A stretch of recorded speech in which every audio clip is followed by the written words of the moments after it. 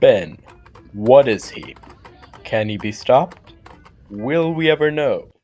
We'll find out today as we go through his life and interview professionals. This is the Benterview. Ben was born in Yeah. Detroit, Ohio, at a back alley hospital on December 14th. He weighed about 1 pound, and almost all of that weight was made from tumors. Naturally, he beat all of the cancer because he doesn't take L's. Here we have the doctor that actually delivered the baby. Yeah, I grabbed him, but he pushed me back with his mind powers before I could pull him out. It was actually a pretty traumatic experience. I was unpacking it in therapy for a while. Well, I'm sorry to bring it up. Yeah, I took every doctor in the building and a huge metal claw to get him out of there. And the metal claw got him, but he took up a big bite out of the metal claw. We shot him with a horse tranquilizer dart. So what happened then? He fell, like, alarmingly fast. Did you catch him?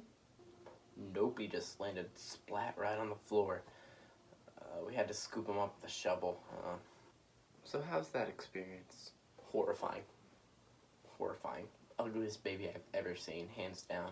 It's like if you took dog poo and then you ran it through a wood chipper and then went into a machine that made things uglier, which we actually do have here in the hospital for plastic surgery patients who can't pay. Well, thank you for coming today.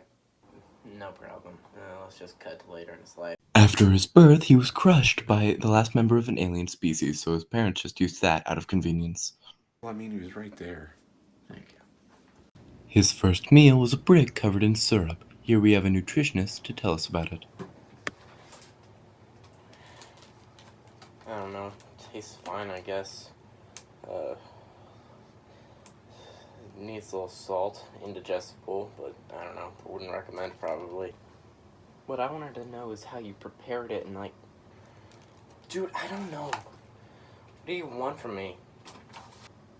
I was just... You know, I can't take all the stress and fame of being a nutritionist. This is bullcrap. I didn't sign up for this. In school, Ben was always incredibly underachieving. He repeated kindergarten 3 times and went back to preschool once.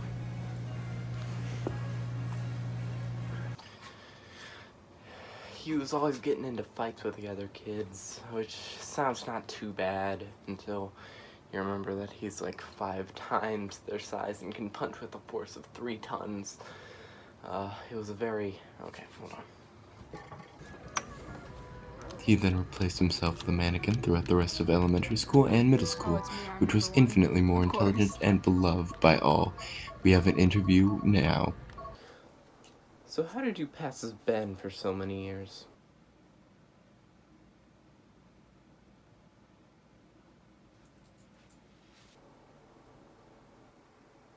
How do you look so lifelike?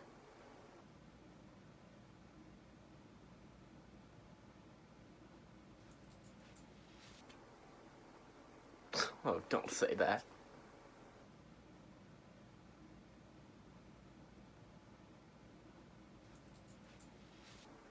You're bluffing.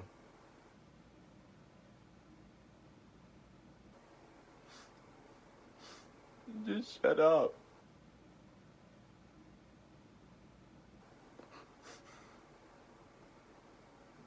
Why, you... Alright, that's it.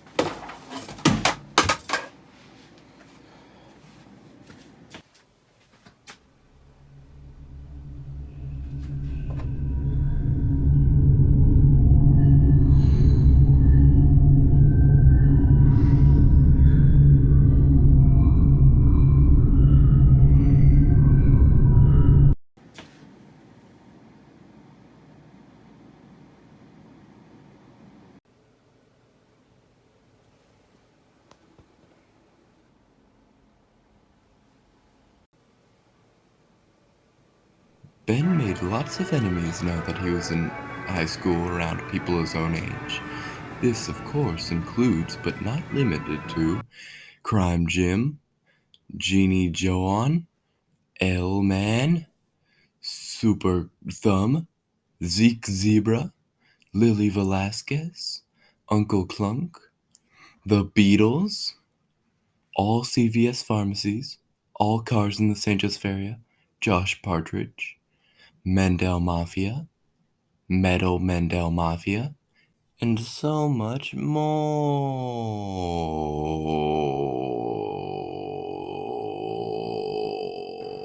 have here on the phone Crime Jim, one of Ben's main enemies.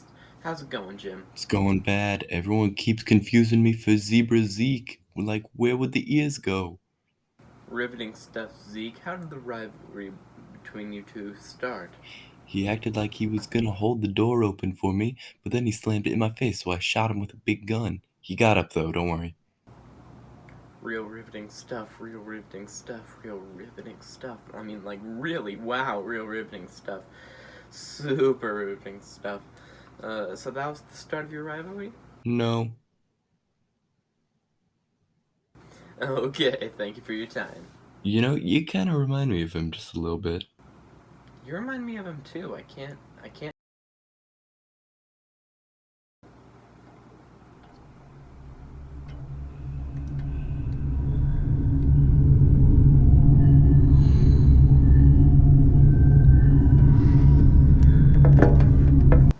After graduating with a GPA of 0.5, Ben drank an immortality potion that he mistook for rubbing alcohol and invented the revolutionary speed-ups. Here we have the speed up two-time world champion champ. Hey, come on! I'm only the two-time champ because me and Ben were the only two people who entered the competition, and then I bashed his legs in with a metal pipe. Yes, any sane person would do so. Alright, so how you do speed-ups is basically... Have you ever done sit-ups? No, never done sit-ups. Great, you just do it like that, but very, very, very fast. Let me show you.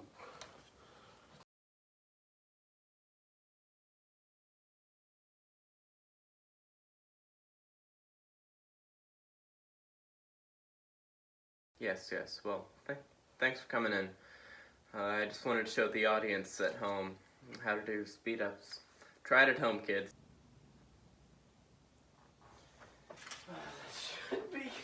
Ben then spent his 20s through his 50s digging a gigantic hole locals call the bottomless pit.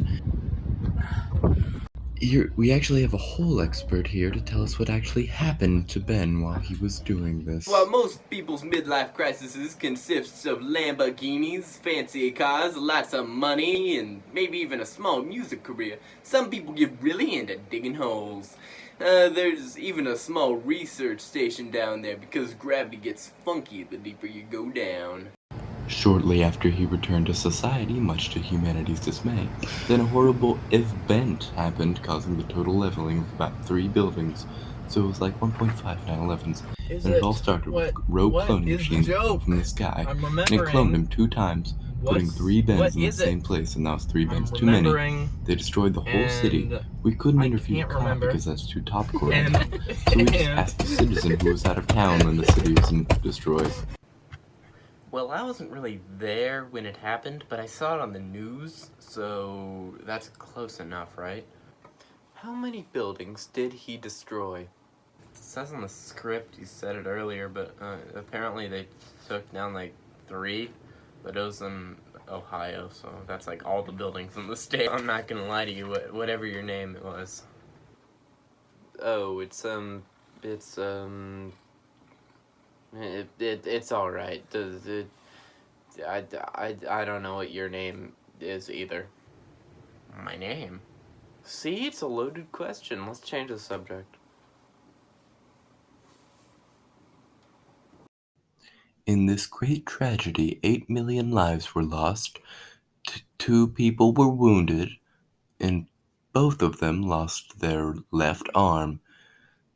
Good thing they were both already amputees, because they got their arms cut off in the deep fryer.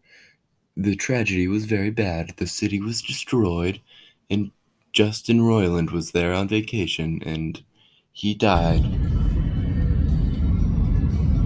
After they were detained, the original Ben and a clone were sentenced to 2 life sentences, and one of the clones was let out and took Ben's place as Ben and naturally spent 4 years writing pointless screenplays. But the only thing he was selling them to was the paper shredder, who we actually have right here for an interview. I just loved his screenplays. They made great reads and even better paperweights.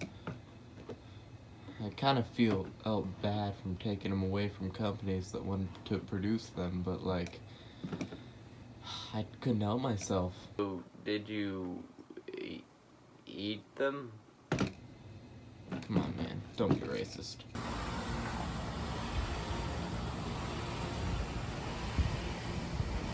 Shortly after that, he was detained for a speeding ticket, which he was later found innocent for.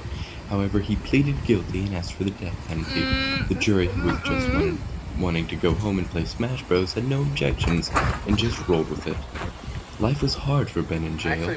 Being a growing boy, he needed a solid 6 meals, and the guards only provided him with 2, so it was tough fighting the other inmates to steal their lunch. Unfortunately for them, he was bulletproof and had the strength of 10 men and 5 Grinches, so nothing they would do would have any effect. So once Ben was found innocent for the speeding ticket, the cop was put in jail, and everyone in the jury was too for assisting a criminal. They put some random innocent civilians in there too, just for good measure. Immediately after he was set free, he got back into a life of crime, and he robbed an old guy's home, and he found a funny suit that shrank down to the size of an ant. He then just kind of sat at a bus stop for a while. The bus never came, but legend says he's still there waiting for it.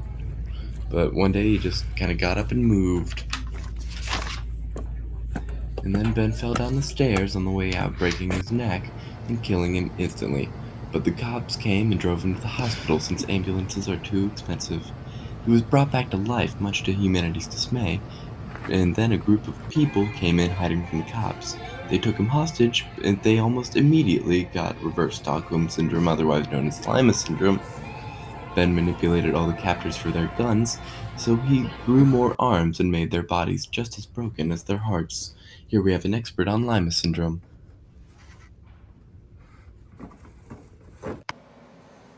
Hey, thanks for having me on again. Again? Remember, I'm the whole expert. Yeah, right. That's what my friend Dave said. Boy, was he lying. Why don't you just tell us about Lima Syndrome before I kick you from the show? Oh, it's just reverse Stockholm Syndrome. Because Ben is so unbelievably, inhumanly handsome. No, let me finish.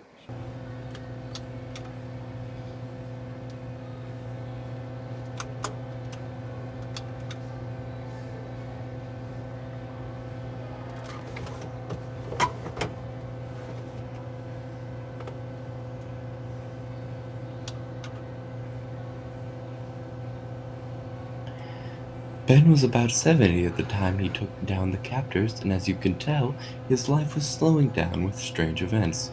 The bad thing happened only once a week now instead of once a day. With all the free time, he took up art, and he labored for years creating this known masterpiece known as Guy Holding a Thumbs Up. And it's known around the world. It sold for $80 million, and here we have a liberal to talk about it. Well, liberal, how did he do it? I'm not an actual liberal. I don't fall anywhere on the political spectrum. I just went to a liberal art school for a year. Sure thing, liberal. Why don't you just say the things that we're actually paying you to say and less of the things that don't have anything to do with Ben?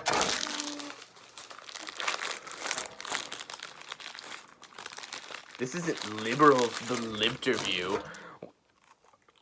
No one cares about you.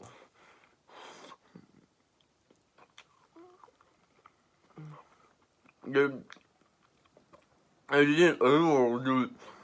isn't liberals, the Benterview. No one cares about you.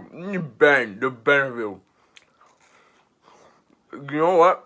I'm gonna go to the museum and form my own opinion on the piece. Screw you, liberals. Can you just let me talk?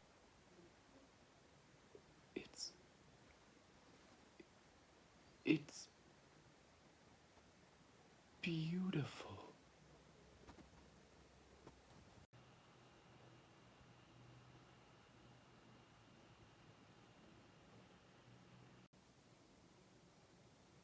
Oh my God.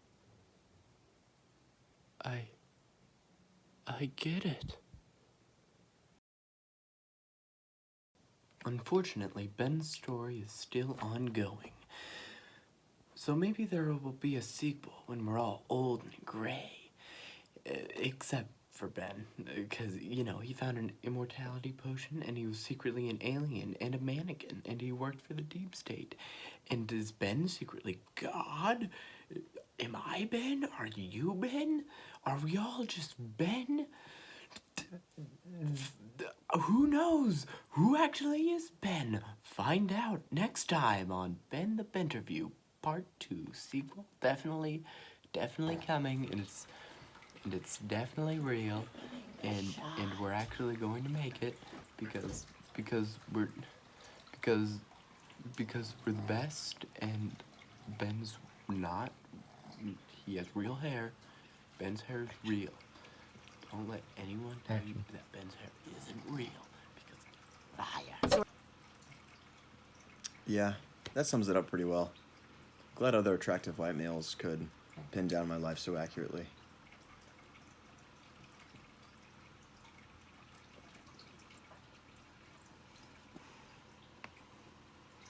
Did I fuck it up? You did great.